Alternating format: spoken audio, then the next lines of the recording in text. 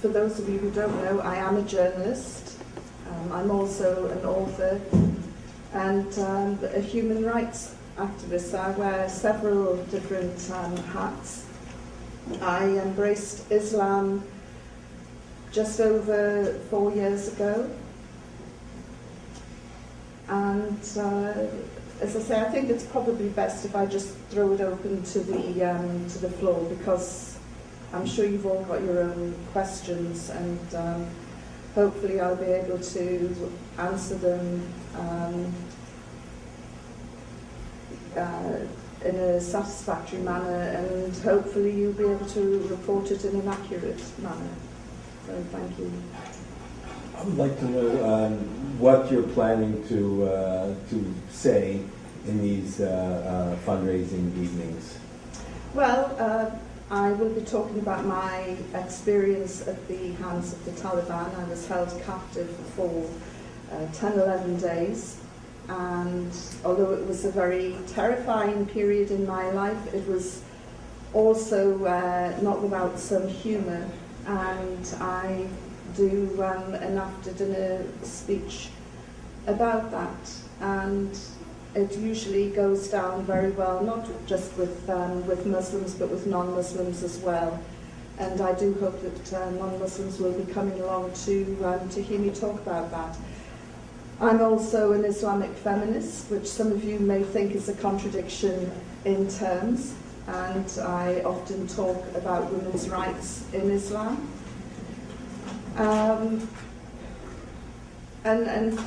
will also be talking about the poison of Islamophobia, which is worse in some parts of the world than in others, and the side effects of Islamophobia and how distressing it can be, and how to basically stand up to and reject Islamophobia.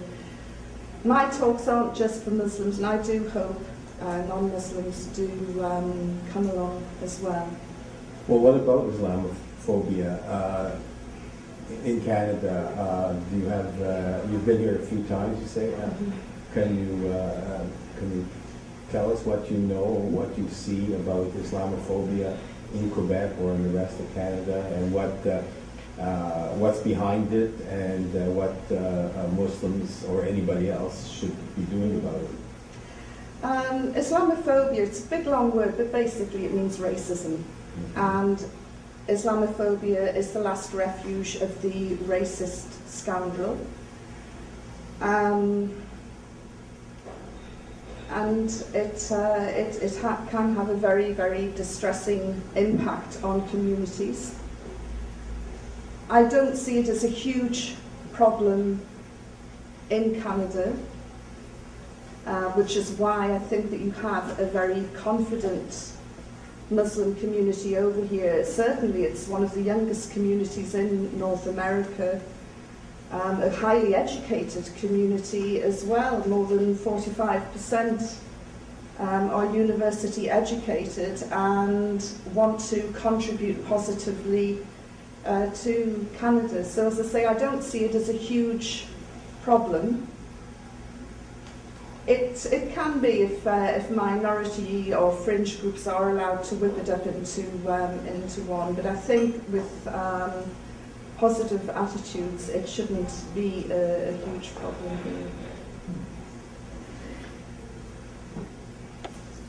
here. Could I have your reaction about a certain controversy we have here?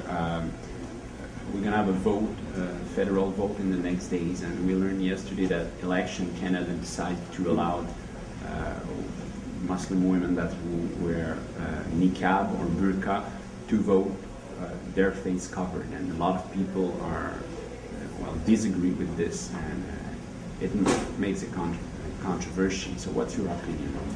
You know, as a feminist, regardless of faith, I find it astonishing that anybody would try and stop women from voting. We know it happens in Saudi Arabia, but it should not be happening in Canada. And I know that the niqab is can be seen as a very controversial piece of clothing.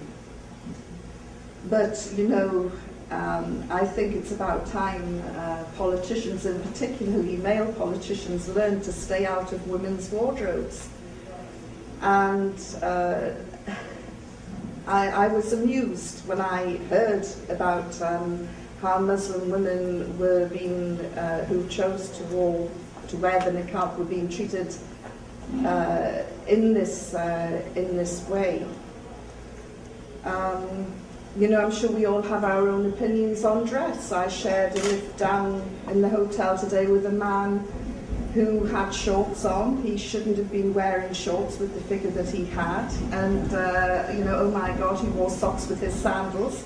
But, you know, that's his choice. Mm-hmm. And I'm not going to look at him in a hostile manner because I found his style offensive. And I think that there's far too much distraction caused by this piece of cloth that some women choose to wear.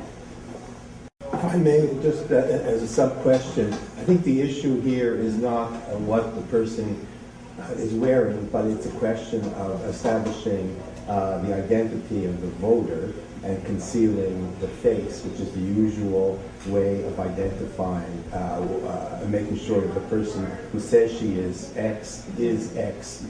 So could you deal with that as part of the Absolutely. issue? And not really, whether it's a man wearing shorts. That those people who sit there at the polling booths know every single person by name.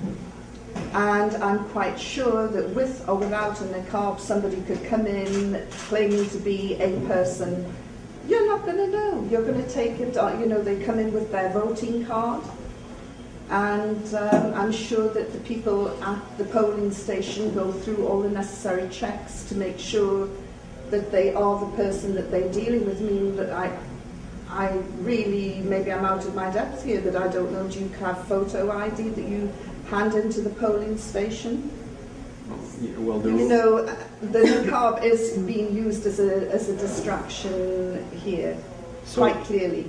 Because, as I say, the person who monitors the polling station, and I'm sure that they do an excellent job, cannot know every single voter by looking at them. So, to resume, you think that asking two IDs is enough, and it's okay to allow these women to keep their niqab when they vote? I think that it's wonderful that that people take part in the democratic process of voting, and it is something that Muslims are criticised for not engaging in democratic issues in countries, and yet here are a group of women who quite clearly want to engage fully in a democracy and a democratic process, and are being criticised and thwarted by their style of dress. It's really quite staggering, I find, as a feminist. And that would have been my view 10 years ago as a feminist. Can you tell us how it works in England? Can women vote with their face covered? Women have been able to vote since 1928. Very close to where I live, there is the grave of a woman called Emily Davison, who sacrificed her life in 1913 so women could vote. It is a serious issue. And she was one of a group of campaigning activists called suffragettes, who were prepared to go to prison, who went through all sorts of humiliation, degradation, imprisonment, force feeding, and one of them killed herself in the bid so that women could vote. And so I find the whole serious, you know, it is a serious issue when we're talking about attempts being made to stop women from having a vote because of what they wear. With their face covered, they're allowed to vote in England? Of course they are. It's, you know, I don't know why there is a big problem over the niqab. As I say, you might not like it, but you're not being asked to wear it, or you're not choosing to wear it. you know, like the man I shared in the lift today. It's down to an individual's right of